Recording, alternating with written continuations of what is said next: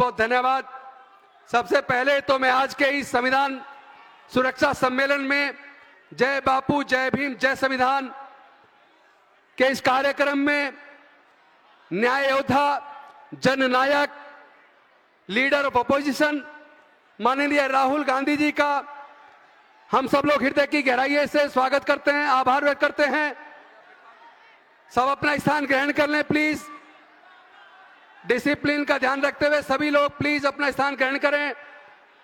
और माननीय धनंजय जी से मैं निवेदन करूंगा कि राहुल गांधी जी के सामने एक पैनल डिस्कशन बचा है जो माननीय राहुल गांधी जी के सामने होगा, जिसका विषय है अति पिछड़ी जातियों की राजनीतिक भागीदारी।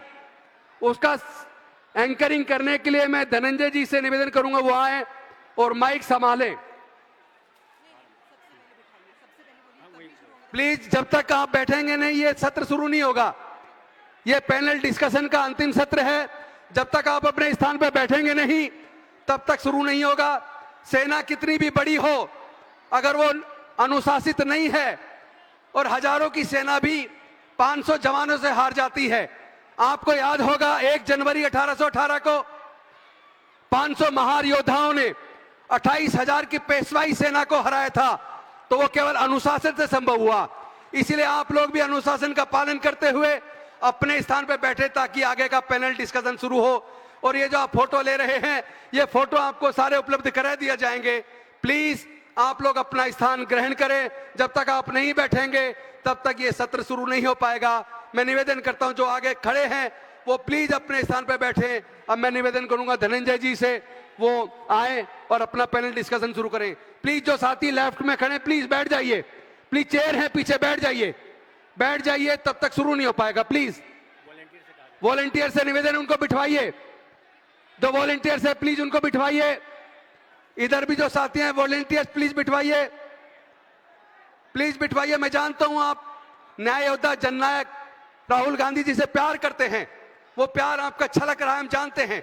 लेकिन प्लीज आप लोग अपना स्थान ग्रहण कीजिए ताकि ये पैनल डिस्कशन आगे शुरू हो पाए, क्योंकि उसके बाद हम और आप सब लोग मिलकर राहुल गांधी जी को सुनेंगे। वो सामाजिक न्याय की इस लड़ाई को, हिस्सेदारी भागीदारी की इस लड़ाई को किस तरह आगे लेकर जाने वाले हैं, उनका रोड मैप क्या है, पूरा का पूरा एक सामाजिक न्याय का आंदोलन उन्होंने अपने कंधों पर ले लिया है। लेकिन वो तब आ पाएंगे आगे मंच पे बोलने के लिए जब आप लोग अपना स्थान ग्रहण करेंगे। उससे पहले अंतिम पैनल डिस्कशन शुरू होने वाला है। उसके मैं निवेदन करता हूं धनंजय जी आए और अपना पैनल डिस्कशन शुरू कराएं। गौतम जी धन्यवाद। राहुल जी को नमस्कार, और जो हॉल में बैठे हुए लोग हैं तमाम उनको भी नमस्कार। और कृपया आप सब बैठ जाएं, राहुल जी आएंगे, मंच पर आएंगे। जितनी देर आप लोग करेंगे राहुल जी को मंच पर आने उतना समय लग जाएगा। प्लीज आप लोग बैठ जाएं। वॉलंटियर्स सारे बैठने के लिए बोले उनको, लेफ्ट साइड या राइट साइड जितने लोग हैं प्लीज। राहुल जी मंच पे आएंगे, आप लोग बैठे प्लीज, वो आपके सामने। हाँ बुलाता हूँ।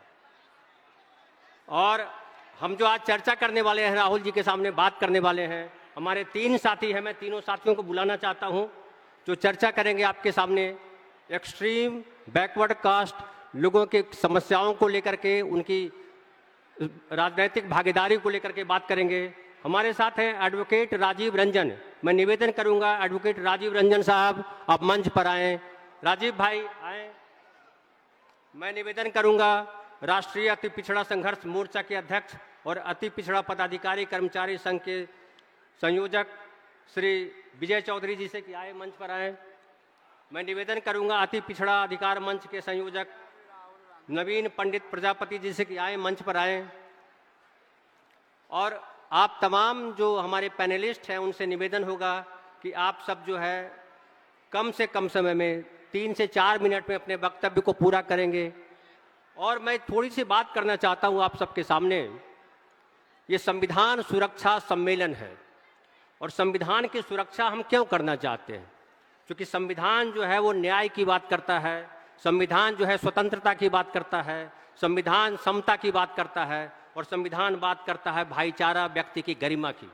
अति पिछड़े समाज को सबसे ज़्यादा इन 5 चीज़ों की ज़रूरत है। और ये लड़ाई तभी पूरी होगी, ये लड़ाई का मकसद हम तभी हासिल कर पाएंगे जब हम एक साथ खड़े हो पाएंगे अपने अधिकारों के लिए राहुल गांधी जी के साथ, तो एक बार मैं आपसे निवेदन करूंगा, एक जयकारा लगाएं, जय बापू जय भीम, जय बापू जय भीम।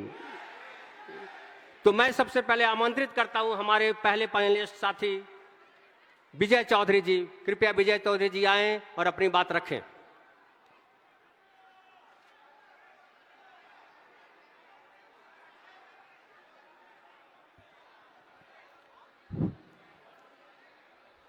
सबसे पहले अपने महापुरुषों संतों को नमन करते हुए, आप जो आगे योद्धा, सामाजिक न्याय के योद्धा, उनको सलाम करते हुए सबसे पहले राहुल जी की भाषा में ही उनको अभिवादन करना चाहता हूं।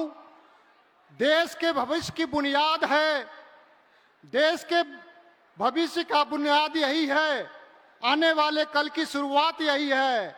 एक तेरा कदम एक मेरा कदम, मिल जाए तो जुड़ जाए अपना वतन। बहुत बहुत धन्यवाद जी। आपने जो भारत जोड़ो न्याय यात्रा के तरह कर करके एक अपना अलग छवि बनाया है, वो हमारे लिए प्रेरणादायक है। आप सामाजिक मुद्दा, सामाजिक न्याय का मुद्दा और संविधान बचाने का जो मुद्दा अपने पक्ष में लिया है, हम दलितों, अति पिछड़ों गरीबों को एक आशा की किरण जगी है कि आप हमारे मुद्दों को वहां तक ले जाएंगे। और सबसे बड़ी खुशी है कि आप अति पिछड़ों को, बिहार में जिसकी आबादी 40% है, उसकी आवाज सुनने के लिए आप हमें बुलाए हैं। और मैं आयोजकों को धन्यवाद देता हूं कि उन्होंने हमें यह सेशन को शुरुआत करने का अवसर दिया है। इस संबंध में कहना चाहते हैं, अति पिछड़ा क्या है?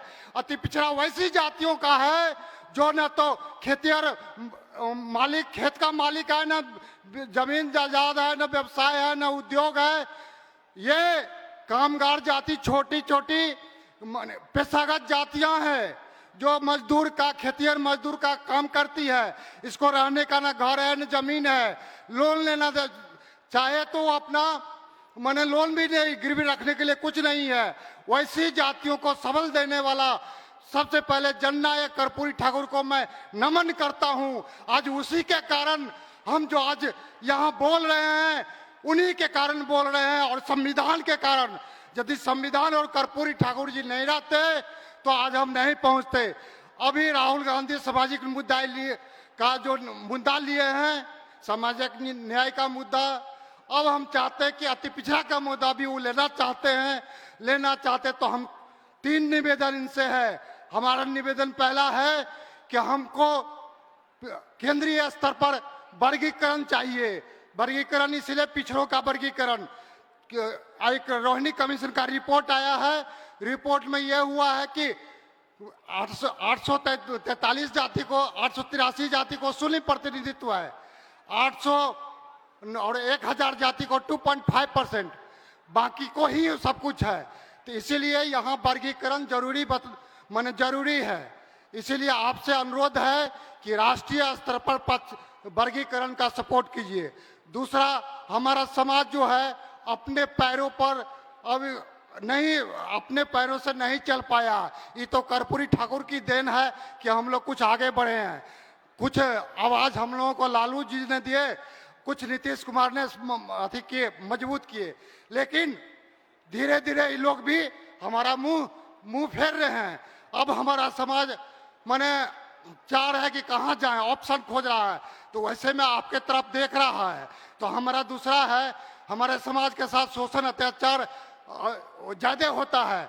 इसीलिए ST के तर्ज पर हमारा भी अत्याचार निवारण कानून, अति पिछड़ा अत्याचार निवारण कानून बन जाए तो हमारे लिए सेफगार्ड हो जाएगा, बहुत अच्छा हो जाएगा, और हम आपको तहे दिल से शुक्रिया करेंगे। और तीसरा है कि हमारे जनसंख्या के अनुपात में राजनीतिक भागीदारी, हमारे जितना जनसंख्या है उसके अनुपात में हमारी राजनीतिक भागीदारी।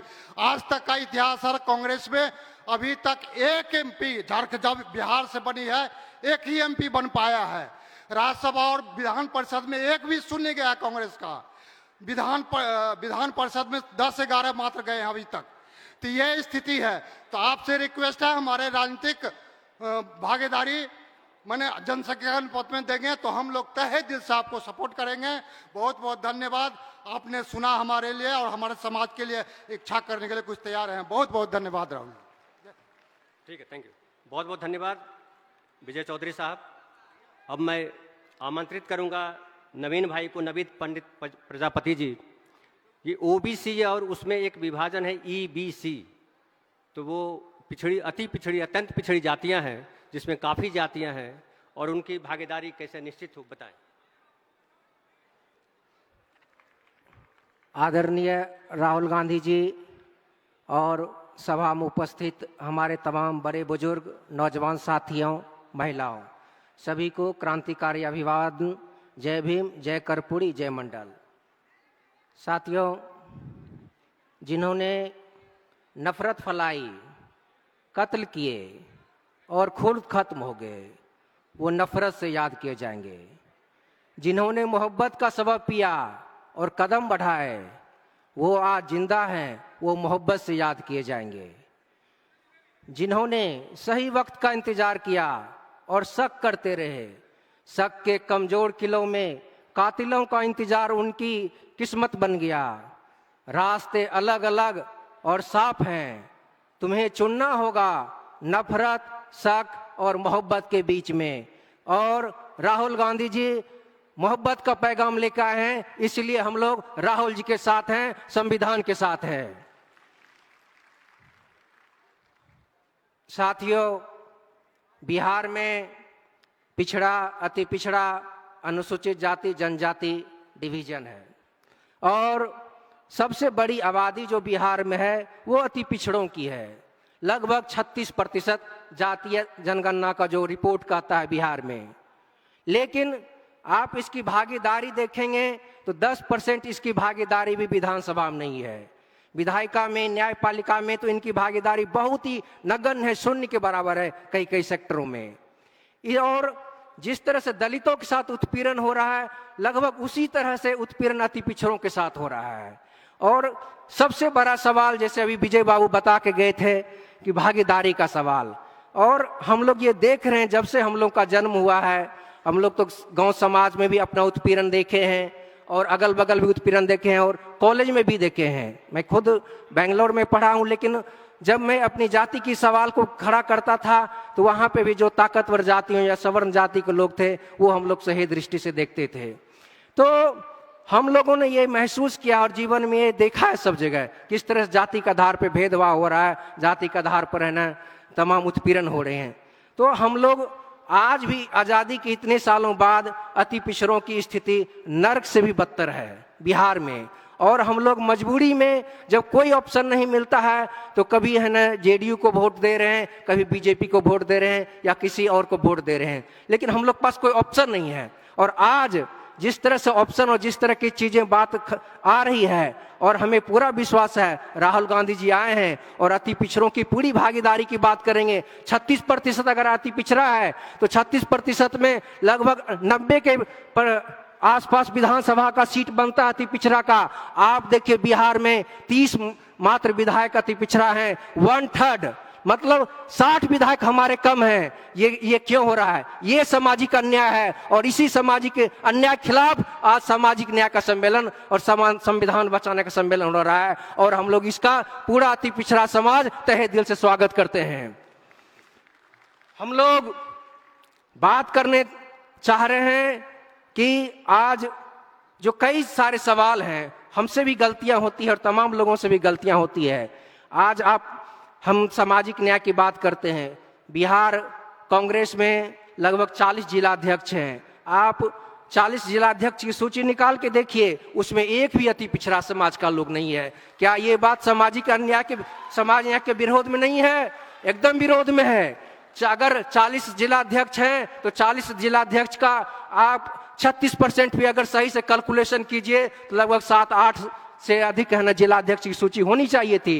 इसी तरह से हम लोग अपनी भागीदारी की बात कर रहे हैं, और निश्चित रूप से हमें पूरा विश्वास है राहुल गांधी जी आए हैं और कांग्रेस में पूरा परिवर्तन होगा और सामाजिक न्याय की लड़ाई जो कमजोर पड़ गई थी, छूट गई थी, उसको फिर से मजबूती से लड़ा जाएगा और अति पिछड़ों को पूरी ताकत के साथ, उसको मजबूती के साथ हम लोग पैर पकड़ के मनाना हो, उसको हाथ जोड़ के मनाना हो, विनती करना हो। अति पिछड़ों को हम लोग जगाएंगे और कहेंगे संविधान बचाने की जरूरत है। आज संविधान रहेगा तभी तुमको बोलने की आजादी मिलेगी, तभी तुमको आज कोई पैर छूने भी आता है चुनाव में। अगर संविधान नहीं रहेगा तो तुमको आज कोई पैर छूने भी नेता नहीं आएगा। इसलिए संविधान बचाओ और संविधान बचाने के लिए जो राहुल गांधी ने संकल्प लिया है, अभी उनका हम लोग सब पूरी ताकत से साथ दे, यही एक नारा होना चाहिए। जय भीम, जय संविधान। नवीन भाई बहुत बढ़िया बोला आपने, बहुत बहुत धन्यवाद आपका। मैं आमंत्रित करूंगा अब एडवोकेट राजीव रंजन जो हमारे आखिरी पैनलिस्ट हैं इस सेशन के। और ये देखिए संविधान जब बना, संविधान के बनने से पहले हमारे देश की क्या हालत थी, अति पिछड़ों की, दलितों की। संविधान बनने के बाद जो न्याय, समता, स्वतंत्रता की बात हम कर रहे हैं, व्यक्ति की गरिमा की बात कर रहे हैं, राहुल गांधी जी उसमें कितनी मजबूती से लड़ाई लड़ रहे हैं सामाजिक न्याय की। और वो उनको जब तक हम सब साथ नहीं देंगे, एक बड़ा बढ़िया शेर है, मैं अकेला ही चला था जानवे मंजिल मगर लोग साथ आते गए और कारवां बनता गया। तो कारवां जो यहाँ दिखाई पड़ रहा है वो गांव गांव में बनना चाहिए। हमारे साथी राजीव रंजन। बहुत बहुत धन्यवाद। सभी साथियों को जय संविधान, जय विज्ञान एंड जय भारत। आज बहुत शुभ दिन है कि बुद्ध की धरती पे एक बार फिर से जिस तरह से माननीय राहुल गांधी जी सोशल जस्टिस के काउज को लिया है और उनके हर स्टेटमेंट से ऐसा लगता है कि he is totally committed to the cause. और ऐसा हम कह सकते हैं कि एक बार फिर से इस बुद्ध की धरती पे राहुल गांधी जी के रूप में बुद्ध का अवतरण हुआ है। मैं माननीय राहुल गांधी जी का इस बुद्ध की धरती पे स्वागत करता हूं। साथ ही जो संविधान सुरक्षा सम्मेलन जिनके ब्रेन की उपज है माननीय डॉक्टर अनिल जय हिंद जी, जो सफदरजंग के सीनियर डॉक्टर हैं और उन्होंने अपना उधर से समय निकाल करके सोशल जस्टिस के लिए जो अपना कमिटमेंट और समय दिया है, उनको भी बहुत बहुत धन्यवाद। मैं सीधा जो टॉपिक हमको दिया गया है आज के डेट में कि political participation of the most backward classes, अत्यंत पिछड़ी जाति का पॉलिटिकल पार्टिसिपेशन कैसे इंश्योर होगा। साथियों, मैं इस गैदरिंग जो है संविधान सुरक्षा सम्मेलन, इस गैदरिंग में हम लोग उपस्थित हुए हैं और यहाँ संविधान के बारे में आप 2-3 बात मैं आपसे कहूँगा कि देखिए, ये भारत का जो संविधान है ये अपने आप में एक होली बुक है और इसको रिवॉल्यूशनरी डॉक्यूमेंट भी कहा जाता है। ऐसा इसलिए कि इस डॉक्यूमेंट में ऑलरेडी प्रोविजन बाबा साहब ने दिया है कि जो व्यक्ति समाज के अंतिम पावदान पे बैठा हुआ है, सरकार उसको आगे लाने के लिए कौन सी कार्रवाई करे और क्या क्या करना चाहिए। And for that purpose caste census एक एम्पिरिकल डाटा तैयार करेगा। अगर देश में होगा तो उससे पता चलेगा कि समाज के कौन से वर्ग की कितनी भागीदारी देश के एडमिनिस्ट्रेटिव स्ट्रक्चर में सुनिश्चित हो पाया है। तो पहला जो है आपका कास्ट सेंसस, जो एक अब देखिए, आप देश की स्थिति को समझिए और आप ये समझिए कि देश की एक सबसे बड़ी पॉलिटिकल पार्टी ये इस कास्ट सेंसस को लेकर के, आपके काउज को लेकर के पूरा देश में राहुल गांधी जी ने ये उठाया है और उन्होंने कई बार स्टेटमेंट दिया है कि मुझे अगर इस काउज के लिए फायदा नहीं भी हो even if I will continue with this cows. तो आप कमिटमेंट देखिए, और इससे आपको समय की परिस्थिति को समझने की जरूरत है, और आप इस संबंध में आगे बढ़िए। मेरा एक रिक्वेस्ट है, समय का अभाव है, एक रिक्वेस्ट साथियों, मैंने कहा कि भारत का संविधान एक पवित्र ग्रंथ है। मेरा एक रिक्वेस्ट आपसे है कि अपने हर घर में एक संविधान की कॉपी आप रखिए, ताकि आपके बच्चे, आपके परिवार के लोग जाने कि ये डॉक्यूमेंट क्या है, उनसे उनको अपने राइट के बारे में जानने का मौका मिलेगा, और जब वो अपनी राइट के बारे में जानेंगे तब वो अपनी राइट को एसेट करने की कोशिश करेंगे। तो यह एक बहुत बड़ा आई ओपनर स्टेट आपके लिए ये होगा कि आप अगर घर में रखेंगे तो लोग उसको समझेंगे और करेंगे।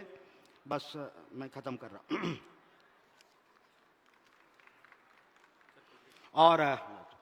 और जहाँ तक देखिए, एक मैं इस सभागार में देखिए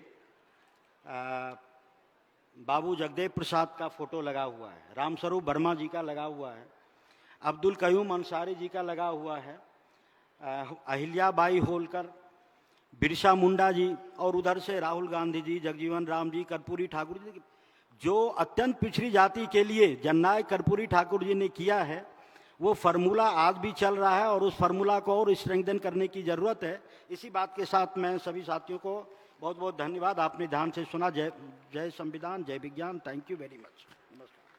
बहुत बहुत धन्यवाद एडवोकेट राजीव रंजन जी। हाँ, आप लोग अपना स्थान ग्रहण करें, आगे बैठें। और एक बार मैं नारा लगाना चाहता हूँ। एक तो मैं राहुल जी को बहुत पसंद करता हूँ, इसलिए कि बहुत ईमानदार व्यक्ति है। नेता के लिए कई अलग अलग गुण होते हैं, लेकिन राहुल जी के पास सबसे बड़ा गुण है कि बेहद ईमानदार हैं, बेहद संवेदनशील हैं, और सबसे बढ़िया इंसान होना जरूरी है।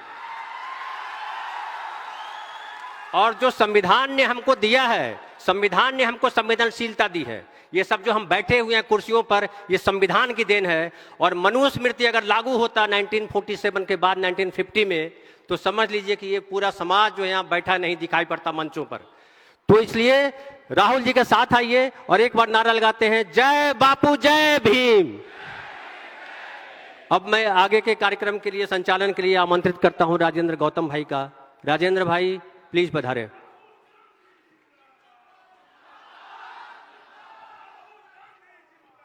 बहुत बहुत धन्यवाद धनंजय जी।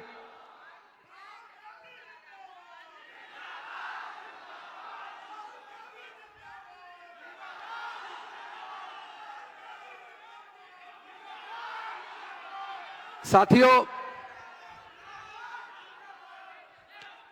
अभी जो धनंजय जी बोल रहे थे, जननायक न्याय योद्धा leader of opposition Rahul Gandhi ji के बारे में, मैं उसमें एक लाइन ऐड कर दूं। केवल ईमानदारी नहीं है। मेरा 1 घंटे से ज्यादा डिस्कशन हुआ था। मैंने पूछा कि ये जो सामाजिक न्याय की लड़ाई है, ये किस हद तक जाएगी, ये केवल राजनीतिक उद्देश्य से है या कुछ और है। तो उन्होंने एक बात कही जो मेरे दिल को लग गई, इसीलिए मैंने आम आदमी पार्टी छोड़ी, विधायक का पद छोड़ा और ज्वाइन किया। जानते हो क्या कहा उन्होंने? उन्होंने कहा कि बेशक मुझे किसी भी प्रकार का कितना भी नुकसान हो जाए, लेकिन यह सामाजिक न्याय मेरे जीवन का उद्देश्य है। इसके बाद कोई चीज नहीं बचती। आज अगर हमने साथ नहीं दिया और सामाजिक न्याय की लड़ाई हार गई, ना संविधान बचेगा, ना हमारी और आपकी इज्जत आबरू बचेगी। तो अब मैं, एक बात और अच्छी लगी, ज्यादातर आपने देखा होगा बड़े नेता आते हैं, भाषण देते चले जाते हैं, लेकिन खुशी की बात है राहुल गांधी जी जनता के बीच बैठकर जनता के मुद्दों को सुनते हैं। यह खूबसूरती है। अब मैं इप्टा की टीम, एक बहुत ही सुंदर गीत जो सामाजिक न्याय से उत्प्रोत है, बहुत ही सुंदर गीत, चूंकि नफरत के बाजार में मोहब्बत की दुकान खोलने वाला गीत इप्टा की टीम आएगी, प्रस्तुत करेगी। उसके बाद मैं राहुल जी को मंच पे आमंत्रित करूंगा, लेकिन उससे पहले इप्टा की टीम आए और अपना गान प्रस्तुत करे।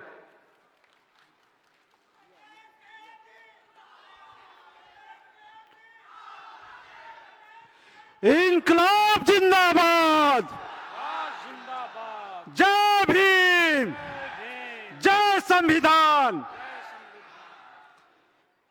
संविधान सुरक्षा सम्मेलन के पटना संस्करण में आए आप सभी लोगों का अभिवादन करते हैं, अभिनंदन करते हैं और श्री राहुल गांधी जी का क्रांतिकारी अभिनंदन करते हैं। हम आपको बता दें कि भारतीय जननाट्य संघ इप्टा 1943 से अपना स्थापना काल से ही गरीबों, वंचितों, शोषितों की आवाज को अपने नाटकों, अपने गीतों, अपने कविताओं और पोस्टरों के माध्यम से लोगों के बीच देती रही है। हमने भी 23 मार्च 2022 को भगत सिंह के जन्मदिन के शुरू किया एक 2.5 आखर प्रेम की यात्रा, जो 30 जनवरी 2024 को दिल्ली में खत्म किया। और ये यात्रा संविधान के प्रस्तावना के न्याय, संप्रभुता, अखंडता और बंधुता को लेकर के पूरे देश में हमने किया। एक गीत आपके सामने इसी 2.5 आखर प्रेम की तरफ से।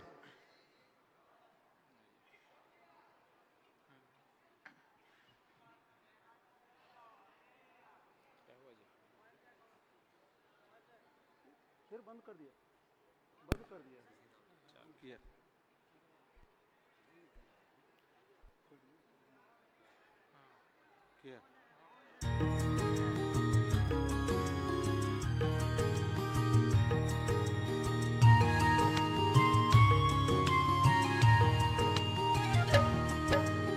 आई आखर प्रेम के पढ़ने और पढ़ाने आए हैं। आई आखर प्रेम के पढ़ने और पढ़ाने आए हैं। हम भारत से नफरत का हर दाग मिटाने आए हैं। हम भारत से नफरत का हर दाग मिटाने आए हैं।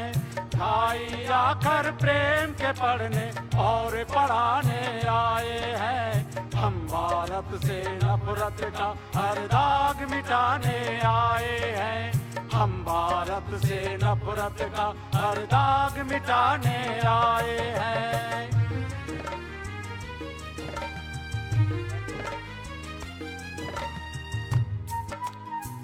आप लोग भी साथ में ताली बजाएं।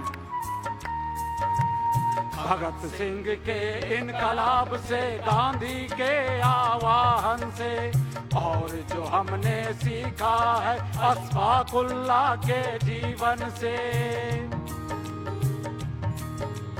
भगत सिंह के इनकलाब से, गांधी के आवाहन से और जो हमने सीखा है अशफाकुल्लाह के जीवन से, उसी सीख का दीप जलाकर, उसी सीख का दीप जलाकर जोत जगाने आए हैं। हम भारत से नफरत का हर दाग मिटाने आए हैं। हम भारत से नफरत का हर दाग मिटाने आए हैं।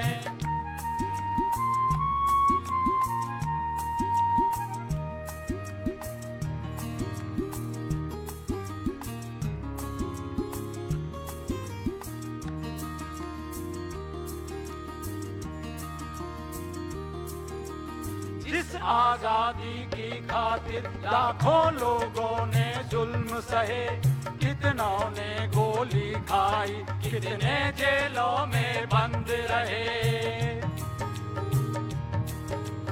जिस आजादी की खातिर लाखों लोगों ने जुल्म सहे, कितनों ने गोली खाई, कितने जेलों में बंद रहे।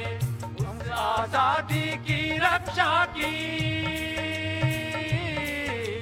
उस आजादी की रक्षा की कसम उठाने आए हैं। हम भारत से नफरत का हर दाग मिटाने आए हैं। हम भारत से नफरत का हर दाग मिटाने आए हैं।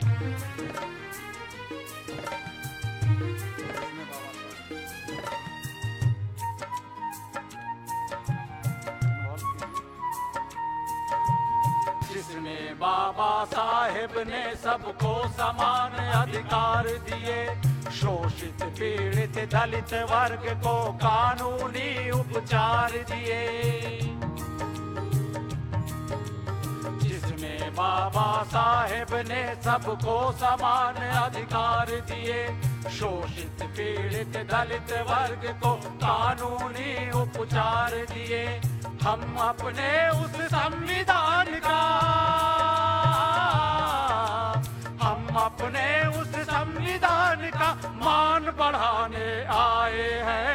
हम भारत से नफरत का हर दाग मिटाने आए हैं। हम भारत से नफरत का हर दाग मिटाने आए हैं।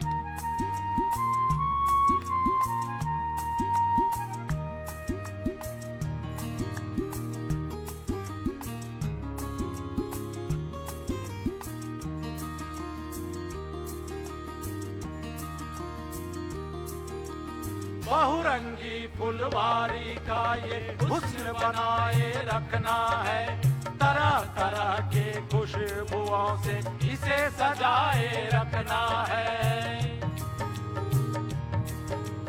बहुरंगी फुलवारी का ये हुस्न बनाए रखना है, तरह तरह की खुशबुओं से इसे सजाए रखना है। हम अपने पुरखों का हम अपने पुरखों का ये संदेश सुनाने आए हैं। हम भारत से नफरत का हर दाग मिटाने आए हैं। हम भारत से नफरत का हर दाग मिटाने आए हैं। गाई आकर प्रेम के पढ़ने और पढ़ाने आए हैं। हम भारत से नफरत का हर दाग मिटाने आए हैं।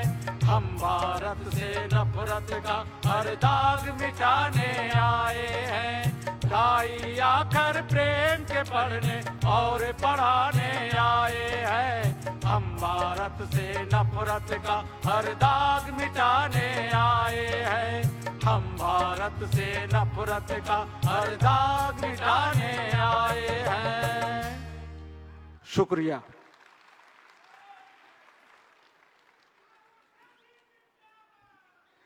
बहुत बहुत धन्यवाद इफ्ता टीम।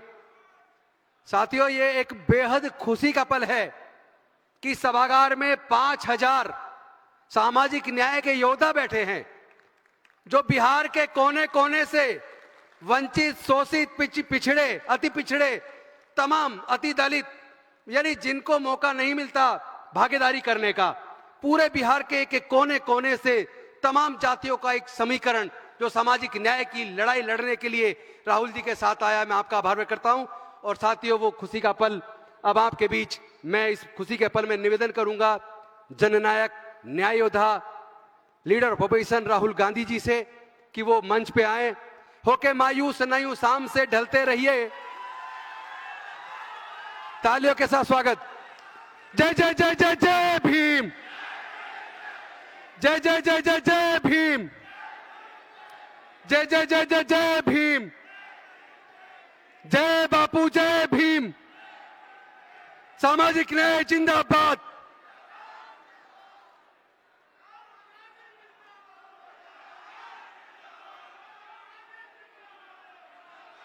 मैं निवेदन करूंगा अली अनवर जी से, वो भी अपना स्थान ग्रहण करें। डॉक्टर जगदीश प्रसाद जी से, वो भी अपना स्थान ग्रहण करें। राजीव रंजन जी से, वो भी अपना स्थान ग्रहण करें। विजय चौधरी जी से, वो भी अपना स्थान ग्रहण करें। संजय वाल्मीकि जी से, वो भी अपना स्थान ग्रहण करें। विनोद चौधरी जी से, वो भी अपना स्थान ग्रहण करें। मनोज प्रसाद प्रजापति जी भी अपना स्थान ग्रहण करें। भागीरथ मांझी जी ऑलरेडी मंच पे आ चुके हैं। अब मैं चाहूंगा कि जो कोऑर्डिनेटर्स और ऑर्गेनाइजर्स की टीम है, वो सब लोग एक एक बुक्के लेकर राहुल जी का सम्मान करेंगे।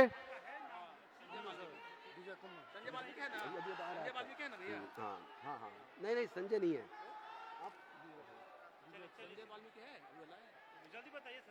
संजय वाल्मीकि, डॉक्टर संजय वाल्मीकि है। बैठो ना। मैं निवेदन करूंगा डॉक्टर वीके शर्मा जी और अर्जुन शर्मा जी से, जो विश्वकर्मा समाज से, उन्होंने अपने हाथों से लकड़ी की काट काट के एक बहुत सुंदर राहुल जी की एक पोर्ट्रेट बनाई है। वो पोर्ट्रेट राहुल जी को भेंट करेंगे डॉक्टर वीके शर्मा जी और अर्जुन शर्मा जी।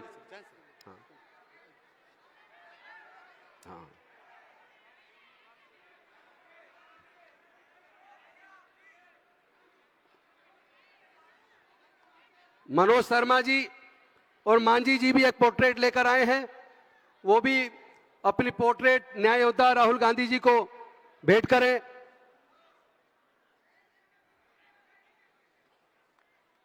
ऑर्गेनाइजर्स डॉक्टर रतनलाल जी, सुधांशु जी, अजय जी,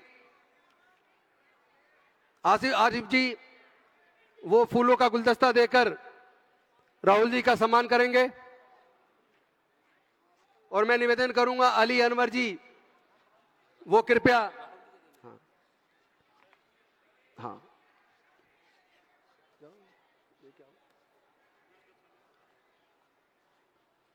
एक बजे दे दो, आप ही जाओ, 1 बजे।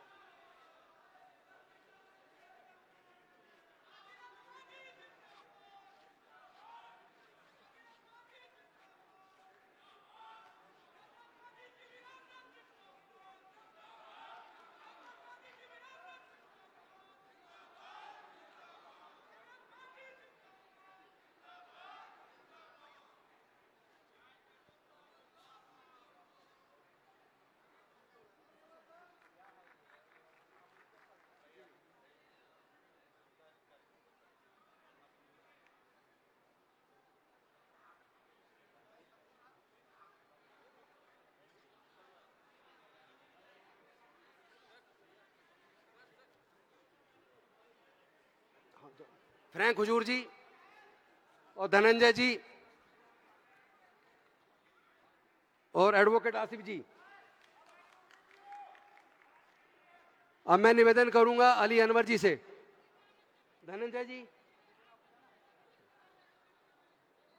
अली अनवर जी आएंगे और 4 मिनट का अपना संबोधन, जो पासमानदा समाज के पूरे देश के अंदर लड़ाई लड़ रहे हैं, डॉक्टर अनवर जी। शुक्रिया गौतम जी, शुक्रिया गौतम जी।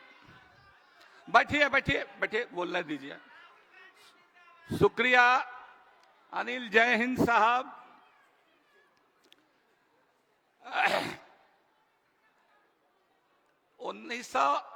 2017 में जब अचानक नीतीश कुमार जी पाला बदल करके महागठबंधन तोड़ करके और बीजेपी के साथ चले गए थे, तो आदरणीय शरद यादव जी और मैंने बगावत का झंडा उठा लिया। उस समय जिस तरह से संविधान रक्षा सम्मेलन और सम्मान सम्मेलन की श्रृंखला देश भर में चल रही है, उस समय राहुल जी के परामर्श से हम लोगों ने देश भर में साझी विरासत बचाओ सम्मेलन शुरू किया। दिल्ली में इस तरह के 2 सम्मेलन हुए। एक सम्मेलन तो इससे भी बड़ा था,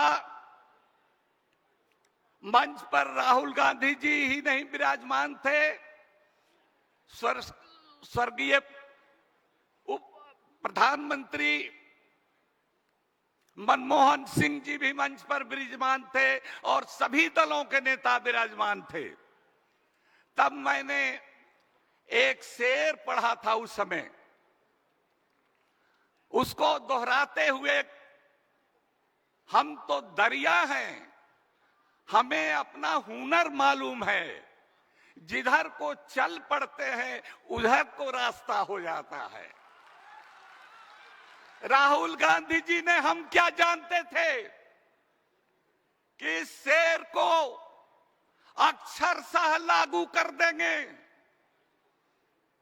4000 किलोमीटर कन्याकुमारी से कश्मीर तक पैदल चले, लाखों करोड़ों लोग इनसे जुड़े। लेकिन राहुल गांधी जी ने एक बात और बता दें, अभी बैठे हुए हैं, इन्होंने उस शेर की जो व्याख्या की वो अद्भुत थी। उन्होंने कहा कि भारत एक दरिया है और हम भारत को एक दरिया की तरह देखते हैं, लेकिन ये बीजेपी वाले, संघ परिवार वाले, ये अडानी और अंबानी, ये भारत को सोने की चिड़िया समझते हैं। और उन्होंने कहा था कि अंग्रेजों ने भी सोने की चिड़िया समझा था। जो सोने की चिड़िया समझता है वो देश को लूटता है। आज Modi and company, Adani and company देश को लूट रही है। इतनी सुंदर व्याख्या मैंने कल्पना नहीं की। माननीय राहुल गांधी जी, आपने जितना जोखिम लिया है, एक साथ मनुवादियों को, एक साथ संघ परिवार को, एक साथ आपने जो कारपोरेट घराने हैं देश को लूट रहे हैं, उनको ललकारा है आपने। आप पीछे नहीं हटेंगे ये यकीन है, और हम लोग आपके साथ लड़ने के लिए तैयार है। देश तैयार है।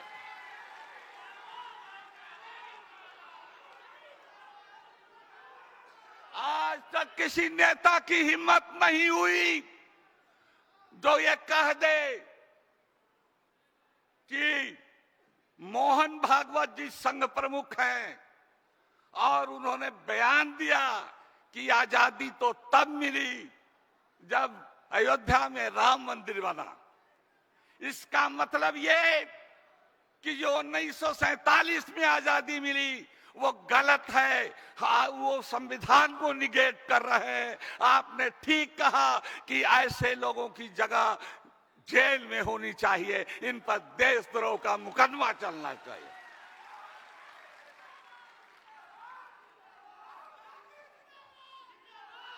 सुन लीजिए, देखिए 4 मिनट समय है, प्लीज हमको बोलने दीजिए। 4 मिनट ही बोलना है। हम एक और शेर इनके लिए पढ़ते हैं कि इनकी हिम्मत को सराहो, इनकी हिम्मत को सराहो, इनके हमराह चलो। इन्होंने एक सम्मा जलाई है हवाओं के खिलाफ, जबकि तमाम गोदी मीडिया, तमाम धन्ना सेठ, तमाम संघ परिवार और तमाम मनुवादी इसके खिलाफ हैं। इन्होंने मोर्चा ले लिया है, तो हम लाजमी है कि हम लोगों को खड़ा होना है संविधान बचाने के लिए। आखिरी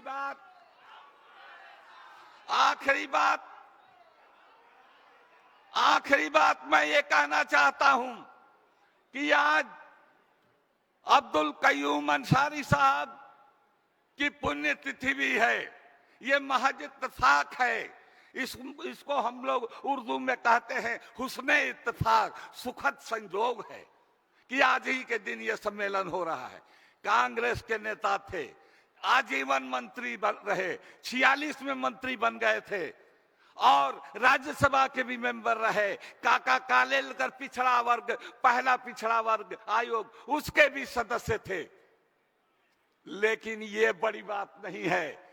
बड़ी बात यह है कि उन्होंने 1940 में 40,000 लोगों को दिल्ली के इंडिया गेट पर ले जा करके कहा कि हम जिन्ना के 2 नेशन थ्योरी के खिलाफ हैं और हम सावरकर के हिंदू राष्ट्र के भी खिलाफ हैं।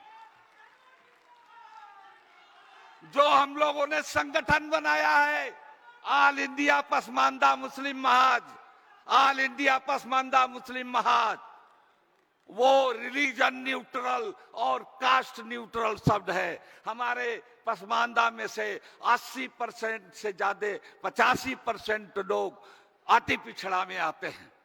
जो उनकी स्थिति है अति पिछड़ों की, उससे भी खराब हमारी स्थिति है। आपकी सरकार ने सच्चर कमेटी और रंगनाथ मिश्रा कमीशन बनाया, उनकी सिफारिशें सामने है और शुरू भी हुआ था काम, तब तक सरकार चली गई।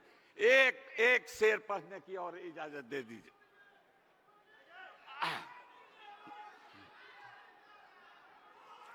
देखिए, ये मोदी जी जो है ना, किसी का आइडिया चुराने में बड़ी माहिर है।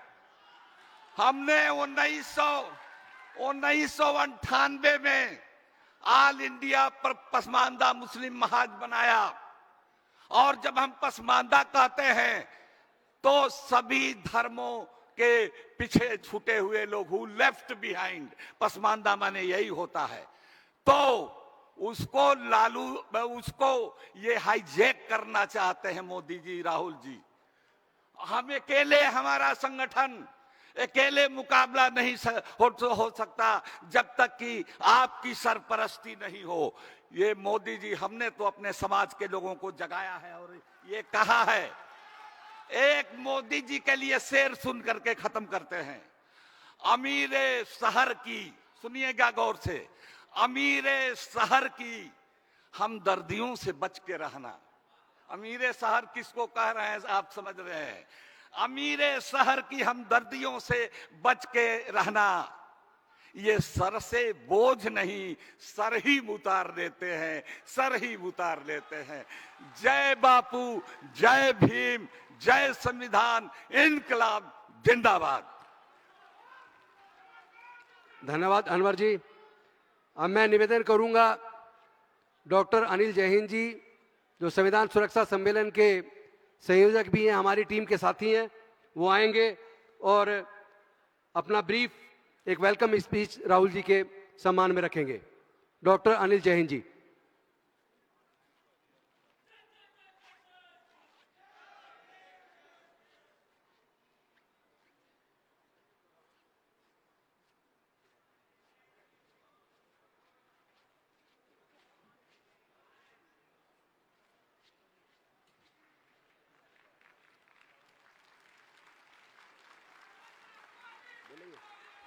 दशरथ मांझी जी के पुत्र भागीरथ मांझी जी आपके सामने 2 शब्द रखेंगे। हेलो,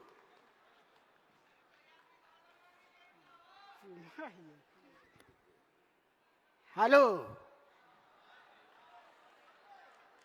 हम दशरथ मांझी के पुत्र भगीरथ मांझी बोल रहे हैं, जो हमारा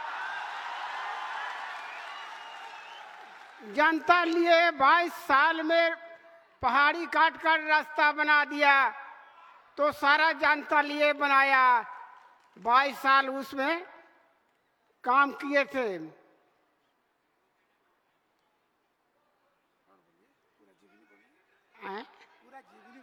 पूरा जीवनी पहाड़ सके था, उस आने जाने के रास्ता नहीं था, तो पब्लिक को बहुत सकेत था, तो बहुत परिश्रम लगा। इसलिए हमारे पिताजी 22 साल में रास्ता को वो बना दिया गया। तो सारी जनता, सारे समाज के लिए काम किया है, अपना लिए नहीं कोई मांग किया, नहीं काम किया, सारे समाज लिए काम किया उन लोग। जय हिंद।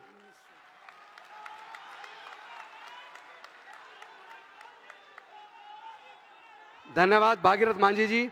अब मैं निवेदन करूंगा डॉक्टर अनिल जैन जी जैसे वो आए और अपना स्वागत भाषण रखें। डॉक्टर अनिल जैन जी।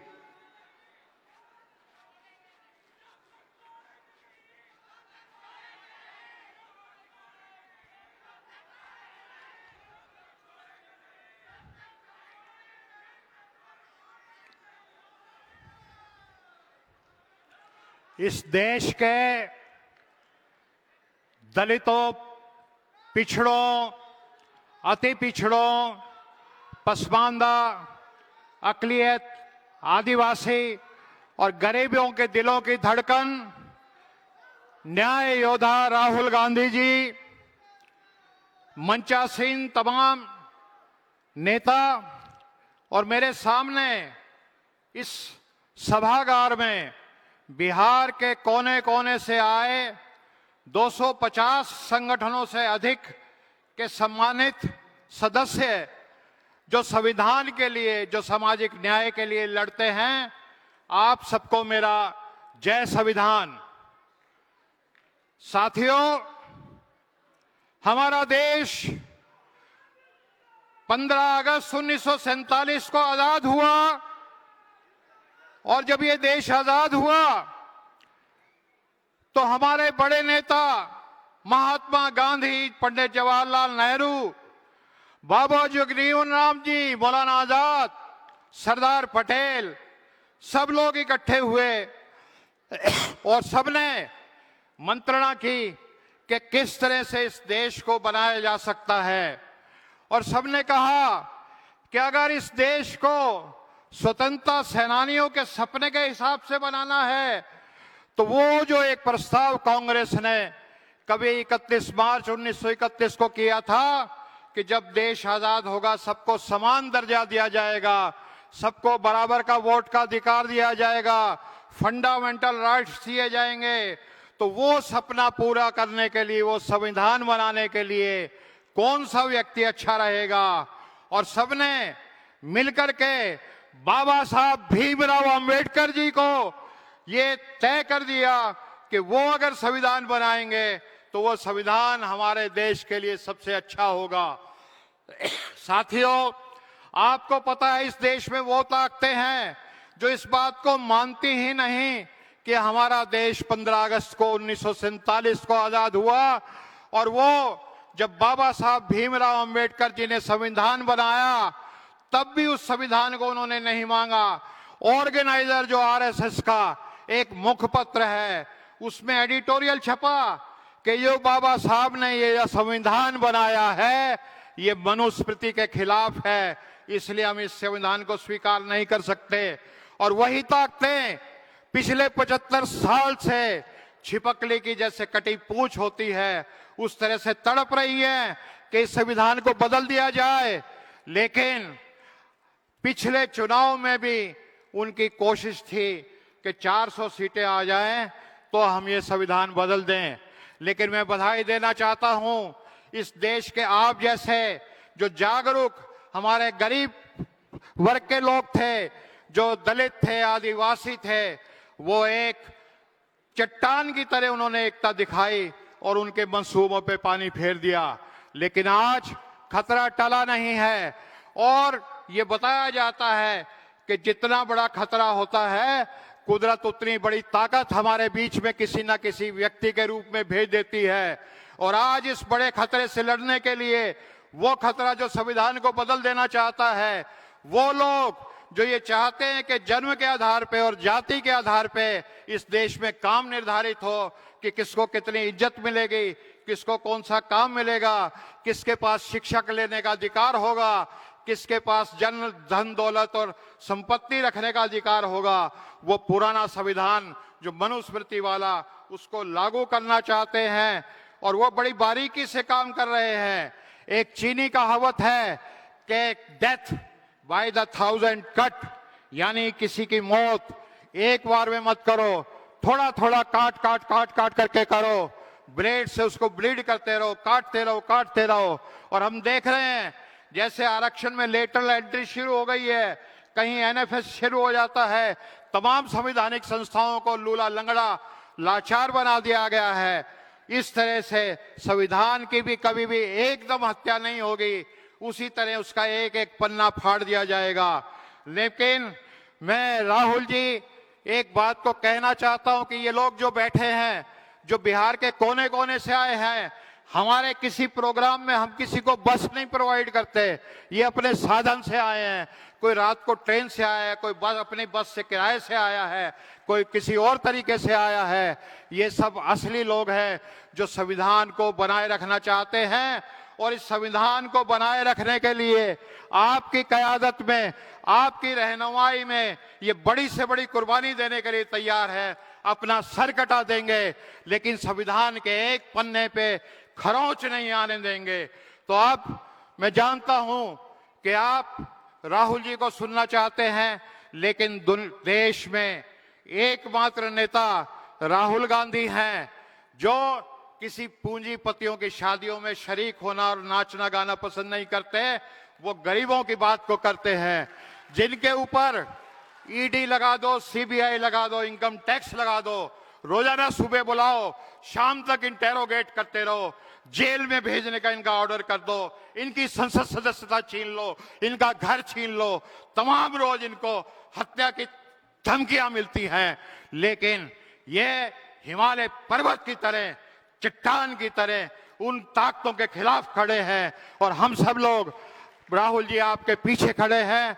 तो मैं अब आपके और आपके चाहने वालों के बीच में ज्यादा दीवार ना बनते हुए मैं आमंत्रित करूंगा कि आएं और आप अपने उद्बोधन से हमारे को आलोकित करें, प्रबुद्ध करें। राहुल गांधी जी। न्याय की आंधी, न्याय की आंधी, न्याय की आंधी, न्याय की आंधी। जय जय बापू, जय भीम, जय बापू, जय भीम।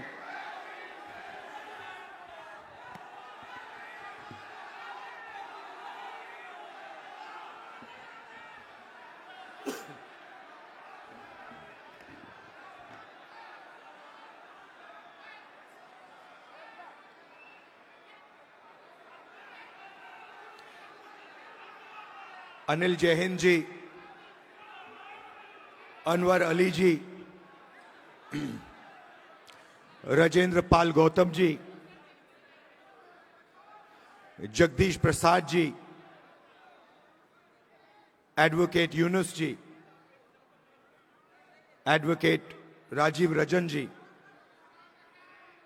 राजन जी, विजय चौधरी जी, संजय वाल्मीकि जी, विनोद चौधरी जी, मनोज प्रसाद प्रजापति जी, भागीरथ मांझी जी, भाइयों और बहनों, आप सबका यहां बहुत बहुत स्वागत।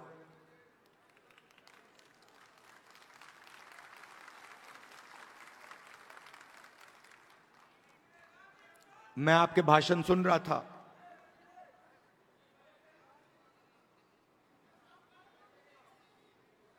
संविधान की बात हो रही थी,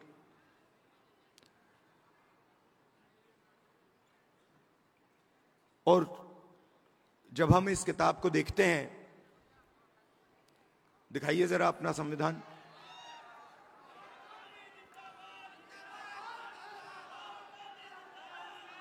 ये देखिए,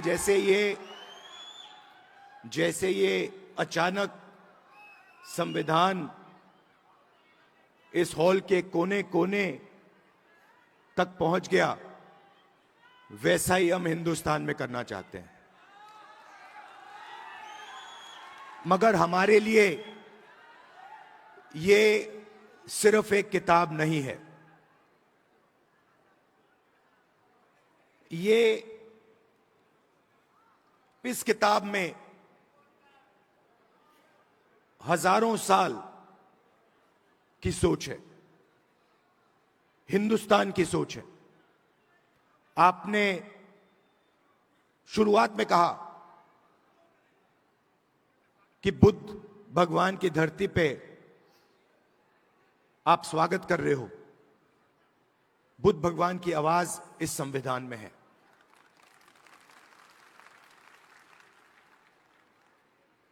और हर स्टेट में जो बड़े से बड़े महापुरुष हुए हैं, चाहे नारायण गुरु जी हों, बसवना जी हों, फूले जी हों,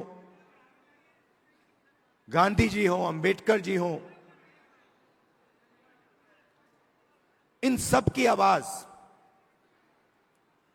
इस संविधान में है। मगर सिर्फ उनकी आवाज इस संविधान में नहीं है। इस संविधान में एक और चीज है। इस संविधान में जो हजारों साल से इस देश में दलितों को,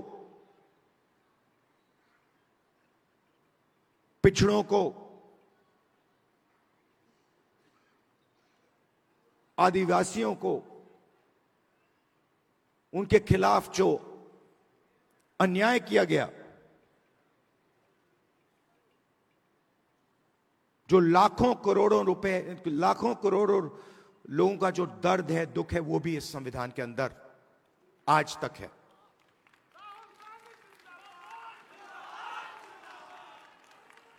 और इस संविधान ने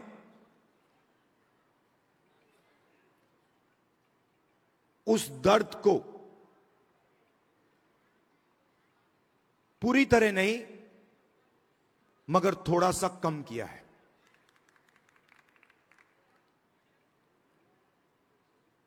आज मैं यहां जब आ रहा था,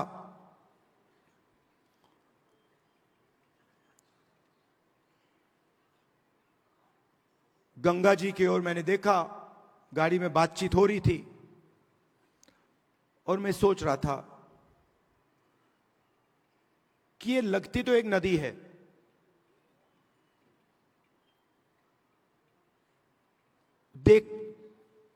मैं इसको देख रहा हूं,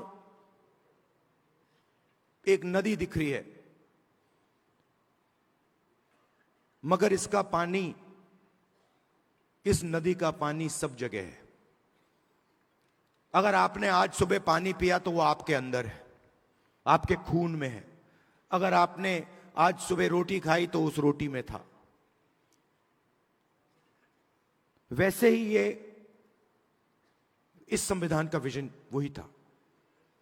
हम चाहते थे कि जैसे गंगा का पानी सब जगह जाता है, वैसे ही विजन था कि इस संविधान की जो सोच है वो हिंदुस्तान के कोने कोने में, हिंदुस्तान के हर व्यक्ति के अंदर, हर संस्था के अंदर जैसे गंगा का पानी जाता है वैसे जाए।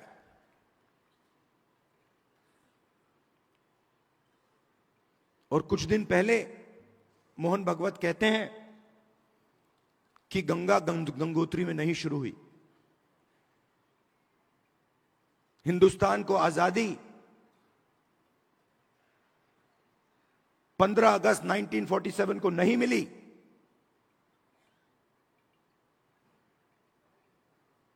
बाद में मिली। तो अगर मोहन भागवत कह रहे हैं कि 15 अगस्त 1947 को आजादी नहीं मिली, तो वो इसको नकार रहे हैं।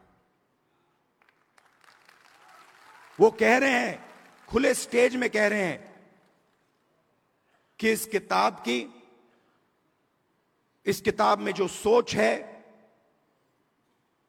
उसका हिंदुस्तान के लिए कोई मतलब नहीं है। यह आजादी का नतीजा नहीं था, क्योंकि उस समय मोहन भागवत के मुताबिक आजादी तो मिली नहीं।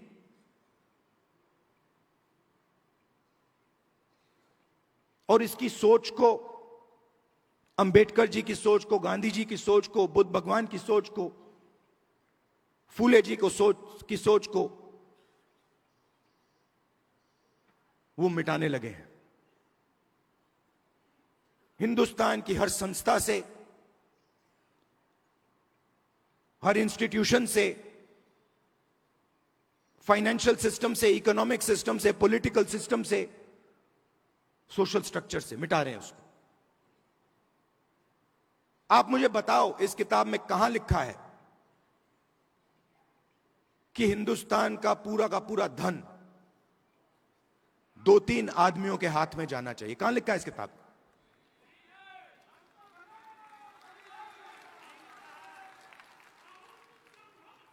तो मोदी जी आते हैं, पार्लियामेंट में आते हैं, पहले कहते थे 400 सीट आएंगे तो इसको हम बदल देंगे, और फिर जब आप लोगों ने, हमने मिलकर मोदी जी को संविधान की सच्चाई समझाई, तो फिर पहले दिन इलेक्शन के बाद आए तो फिर ऐसे आए थे। मगर चाहते थे कि मैं उसको उठा के फेंक दूं, मगर हिंदुस्तान की जनता ने कहा भैया अगर आपने सिर पे नहीं रखा तो हम तुम्हें उठा के फेंक देंगे।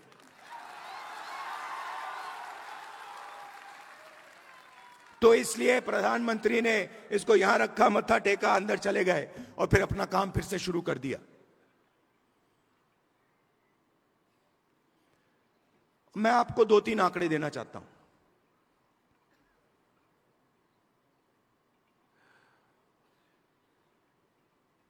सबसे पहला आंकड़ा, आपने रिप्रेजेंटेशन की बात की,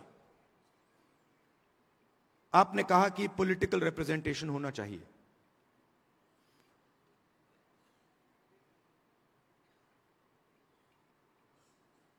आज के हिंदुस्तान में एमएलए के पास, मेंबर ऑफ पार्लियामेंट के पास कोई पावर नहीं है। मैं मिलता हूं लोकसभा में बीजेपी के पिछड़े वर्ग के एमपी से, दलित एमपी से, आदिवासी मेंबर ऑफ पार्लियामेंट से। वो मुझे कहते हैं भैया हमें पिंजरे में बंद कर यहां टांग रखा है।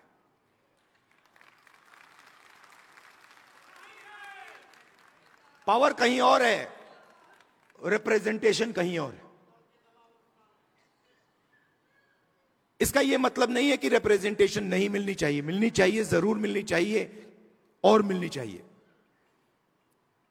मगर मेरा कहना है सिर्फ रिप्रेजेंटेशन से काम नहीं होने वाला है।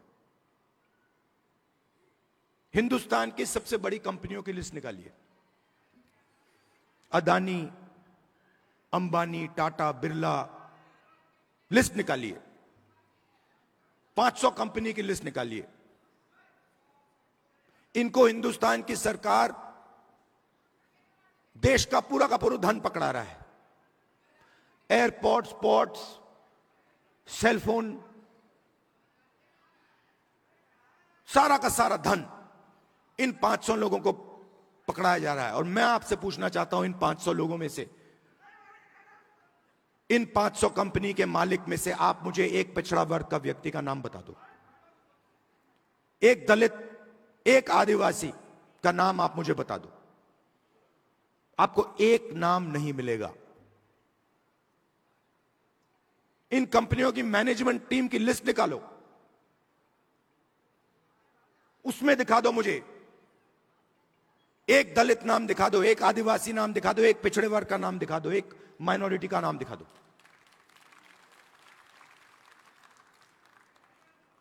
मीडिया में देखिए,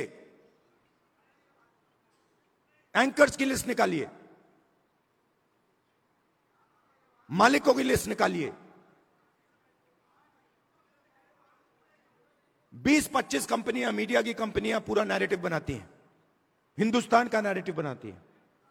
उसमें किसान की कभी बात नहीं होगी, पिछड़ों की कभी बात नहीं होगी, दलितों की बात नहीं होगी, मजदूर की बात नहीं होगी।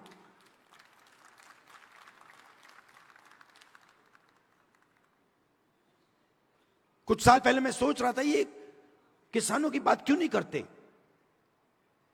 सच्चे मुद्दे क्यों नहीं उठाते, बेरोजगारी की बात क्यों नहीं करते। मैंने लिस्ट निकाली, देखता हूं ये है कौन। मालिकों में आपको एक ओबीसी नहीं मिलेगा, एक दलित नहीं मिलेगा, एक पिछड़े वर्ग का व्यक्ति में नहीं मिलेगा, है ही नहीं उसमें। आपके लोग है ही नहीं उसमें। आप प्राइवेटाइजेशन की बात होती है। आप मुझे बताओ कौन सी प्राइवेट कंपनी में दलित, आदिवासी, पिछड़े वर्ग के लोग मालिक हैं, मुझे बताओ।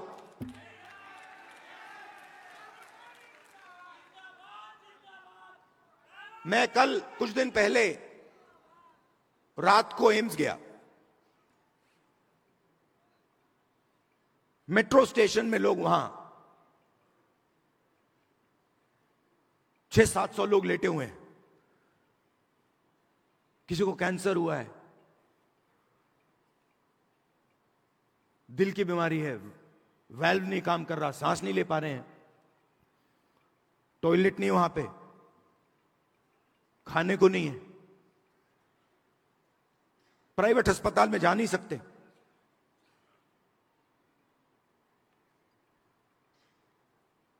पूरा का पूरा सिस्टम, चाहे वो प्राइवेट अस्पताल हो, शिक्षा का सिस्टम हो, स्वास्थ्य का सिस्टम हो, बिजनेस का सिस्टम हो, आपके लोग हैं ही नहीं उसमें। आपने लड़ाई लड़ी, बहुत अच्छी लड़ाई लड़ी, और राजनीतिक रिप्रेजेंटेशन आपने पा लिया। मगर अगर मैं आपको सच्चाई बताऊं तो आपको सत्ता कहीं नहीं मिली। क्योंकि हुआ क्या, जब इन लोगों को पता लगा कि पिछड़ा वर्ग, दलित ये रिप्रेजेंटेशन ले रहे हैं,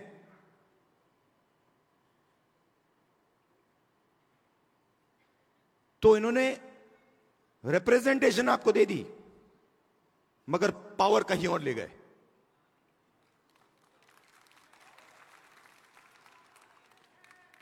पावर कहां गई? Power Adani Ambani, power RSS, हर संस्था में अपने लोगों को डाल देते हैं। मैंने लिस्ट बनाई आरएसएस के जो अपॉइंटीज हैं, हजारों अपॉइंटीज होते हैं सरकार में, बोर्ड, कॉर्पोरेशन, गवर्नर, हजारों होते हैं। मैंने लिस्ट निकाली, ये आरएसएस सत्ता के सिस्टम में किसको डाल रहा है। उसमें आपको एक पिछड़े वर्ग का नहीं मिलेगा, एक दलित नहीं मिलेगा, एक आदिवासी नहीं मिलेगा।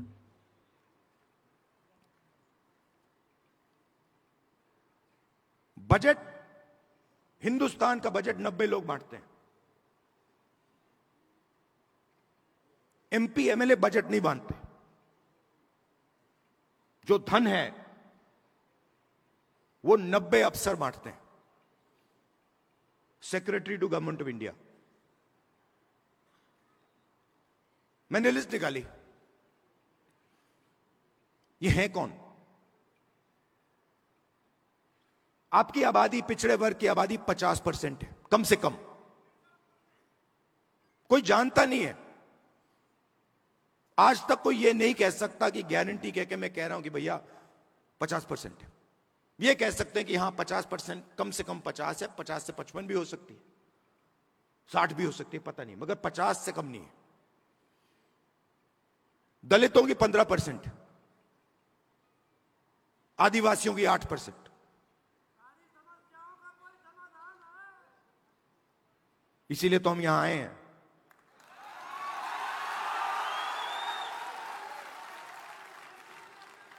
तो तकरीबन 90% दलित, आदिवासी, पिछड़े वर्ग के लोग माइनॉरिटी हैं। और अगर आप उन अफसरों की लिस्ट देखें तो 90 में से 3 ओबीसी वर्ग के हैं। आपकी आबादी 50%, 90 में से 3 आपके। और अगर हिंदुस्तान की सरकार 100 रुपए खर्च करती है बजट में, 100 रुपए बांटती है, तो ओबीसी अफसर 5 रुपए का निर्णय लेते हैं। आबादी 50%, बजट में भागीदारी 5%। दलित 15%, उनके भी 3 अफसर 100 रुपए बंटते हैं, 1 रुपया उनका अफसर निर्णय लेता है, 1 रुपए का। आदिवासी 8%, 8% आबादी, 100 रुपए में से 10 पैसे की भागीदारी। तो अब आप सब मिला लो, सब मिलाकर 100 रुपए में से 6 रुपए 10 पैसे का निर्णय आप लोग लेते हो। माइनॉरिटी भी उसमें ही है, वो भी उसी में है। तो आपकी भागीदारी 6%, 7%, 8%, आपकी आबादी 90%। प्राइवेट सेक्टर में पूरा का पूरा धन 200 लोगों को जा रहा है, उसमें आपका एक आदमी नहीं। एम्स के सामने आपके लोग मर रहे हैं, मगर प्राइवेट अस्पतालों के मालिक की लिस्ट निकालिए, आपका एक आदमी नहीं उसमें। आपके बच्चे लाखों रुपए देते हैं प्राइवेट एजुकेशन इंस्टीट्यूशंस में पढ़ने के लिए, उनकी मालिकों की लिस्ट निकालिए, आपका एक आदमी नहीं उसमें। जीएसटी कौन देता है? आप देते हो। बजट में पैसा कहां से आता है? आसमान से थोड़ी टपकता है। बजट में पैसा जीएसटी का पैसा आता है, जीएसटी का पैसा आप देते हो। जितना पैसा अदानी, अगर अदानी शर्ट खरीदेगा, यही शर्ट जो आपने पहन रखी है, अगर वो यही शर्ट खरीदेगा, जितना टैक्स आप दोगे उतना टैक्स वो देगा।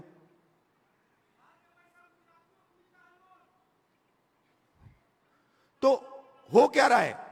आप मेहनत कर रहे हो, आप जीएसटी दे रहे हो, आपके जेब में से पैसा निकलता है, महंगाई बढ़ती है, आपका पैसा कहां जाता है? प्राइवेट अस्पताल में जाता है, प्राइवेट यूनिवर्सिटियों में जाता है, सीधा ट्रांसफर हो रहा है। दलित, आदिवासी, पिछड़े वर्ग, माइनॉरिटीज, आपके जेब में से पैसा ट्रांसफर हो रहा है बस, और आप देखते रह रहे हो। यह प्रॉब्लम है। अब पहला कदम हमारे लिए क्या है, मैं आपको बता देता हूं। पहला कदम हमें यह पता लगाना है कि सच्ची स्थिति क्या है, सच्ची सिचुएशन क्या है। जाति जनगणना, और हम छोड़ने वाले नहीं है। और ये बिहार वाला जाति जनगणना नहीं, ये फेक जो जाति जनगणना इन्होंने किया है, लोगों को बेवकूफ बनाने वाला, ये नहीं। और जाति जनगणना के बाद आप क्या एक्शन लेंगे, वो सबसे जरूरी है। जाति जनगणना क्या है? जाति जनगणना एक्सरे जैसा है। किसी को चोट लगती है, डॉक्टर के पास जाता है, कहते हैं डॉक्टर मेरे हाथ में दर्द है, डॉक्टर एक्सरे करता है, कहता है हां हाथ टूटा हुआ है। तो जाति जनगणना एक्सरे, एमआरआई जैसी चीज है। उससे दूध का दूध, पानी का पानी हो जाएगा। सबको पता लग जाएगा हमारी आबादी इतनी है, भागीदारी इतनी है। मगर उसके बाद जाति जनगणना के बेसिस पे पॉलिसी बननी चाहिए। तो हमारा विजन क्या है कि हिंदुस्तान का पूरा जो सिस्टम है, जो कोलैप्स कर रहा है, क्यों कोलैप्स कर रहा है? क्योंकि अन्याय है। गरीब लोगों के पास रोजगार नहीं है, किसान को सही आमदनी नहीं मिलती, मजदूर को सही कॉम्पेंसेशन नहीं मिलती। क्यों? क्योंकि पूरा का पूरा धन वही 10-15 लोगों के हाथ में जा रहा है। तो एक बार जाति जनगणना होगा, हमें पता लग जाएगा कि किसकी कितनी आबादी है और हिंदुस्तान के सिस्टम में उसकी कितनी भागीदारी है। प्राइवेट अस्पतालों में कितनी भागीदारी है, कॉलेजेस यूनिवर्सिटीज में कितनी भागीदारी है, मीडिया में कितनी भागीदारी है, कॉर्पोरेट इंडिया में कितनी भागीदारी है, ब्यूरोक्रेसी में कितनी भागीदारी है। और उसके बाद हम सही प्रकार से विकास की बात कर पाएंगे। बिना जाति जनगणना विकास की सही तरीके से बात नहीं की जा सकती है। तो इसीलिए मैंने पार्लियामेंट हाउस में कहा है, साफ कहा है कि चाहे कुछ भी हो जाए, मोदी जी के सामने मैंने कहा है,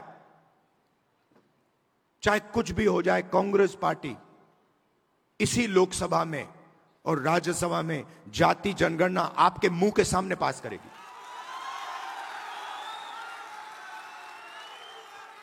और हमने यह भी कहा है कि जो दीवार बना रखी है 50% रिजर्वेशन की दीवार, उस दीवार को हम लोकसभा और राज्यसभा में तोड़ के परे कर देंगे। रिजर्वेशन 50% से ज्यादा होना चाहिए, जाति जनगणना होनी चाहिए और हर जात को इस देश में भागीदारी मिलनी चाहिए। और ये सिर्फ हम नहीं कह रहे हैं, ये सिर्फ आप नहीं कह रहे हैं, ये कॉन्स्टिट्यूशन कह रहा है, ये संविधान कह रहा है, इसमें लिखा हुआ है। इसमें लिखा है हिंदुस्तान के सब लोग एक जैसे हैं, समान हैं और सबकी प्रगति होनी चाहिए, सबकी भागीदारी होनी चाहिए। तो हम कॉन्स्टिट्यूशन के लिए, संविधान के लिए लड़ रहे हैं, संविधान की रक्षा कर रहे हैं और इसकी सोच को हम पूरे देश में फैला रहे हैं। और लड़ाई, मैंने पार्लियामेंट में भाषण में साफ बोली, लड़ाई संविधान और मनुवाद के बीच में है। एक तरफ समानता, एकता, दूसरी तरफ नफरत और हिंसा। और मैं ये आपसे कहने आया हूं, जो आपने कहा कि राजनीतिक नुकसान होगा तो भी मैं ये काम करूंगा, मुझे कोई फर्क नहीं पड़ता है। जितना नुकसान हो वो सब हो जाए, मुझे कोई फर्क नहीं पड़ता। ये काम मैं करके छोड़ूंगा।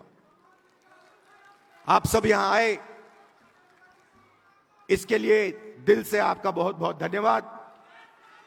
और ये जो मैसेज है आप गांव गांव में फैलाइए, संविधान का मैसेज, जाति जनगणना का मैसेज और 50% रिजर्वेशन की दीवार को तोड़ने वाला मैसेज।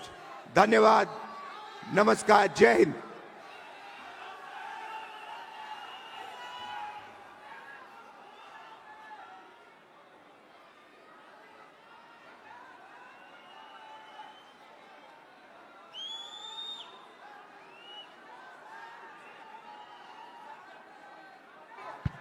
हेलो साथियों, अभी नेशनल एंथम होगा, उससे पहले वोट ऑफ थैंक्स के लिए एडवोकेट कासिफ यूनुस जी आएंगे, वोट ऑफ थैंक्स करेंगे और उसके बाद नेशनल एंथम होगा। बहुत बहुत शुक्रिया दोस्तों, धन्यवाद उस संविधान का जिसके कारण हम सब यहाँ जमा हुए। बाबा साहब अंबेडकर और संविधान सभा के तमाम उन नायकों का धन्यवाद जिनके कारण आज ये प्रजातंत्र इस देश में चल रहा है। धन्यवाद आधुनिक भारत के निर्माता जवाहरलाल नेहरू का, जिन्होंने इस संविधान को और समाजवाद को धरातल पर उतारा। आप लोग बैठ जाइए, राष्ट्रगान भी होना है, आप लोग जरा बैठ जाइए।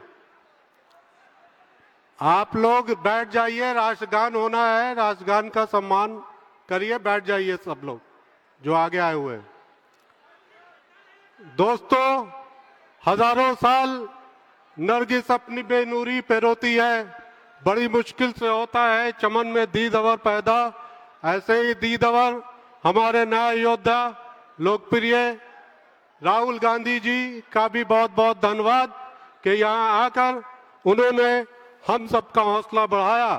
इस कार्यक्रम के आर्किटेक्ट डॉक्टर अनिल जय हिंद, अली अनवर साहब, राजेंद्र पाल गौतम जी, फ्रैंक हुजूर साहब और सभी लोगों का बहुत बहुत धन्यवाद।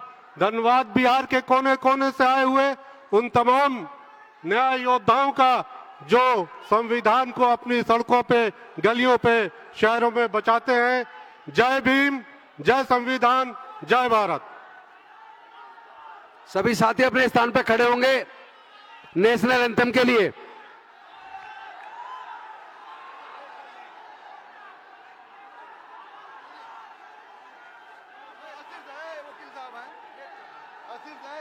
जन गण मन अधिनायक जय हे भारत भाग्य विधाता। पंजाब सिंध गुजरात मराठा द्राविड़ उत्कल बंगा।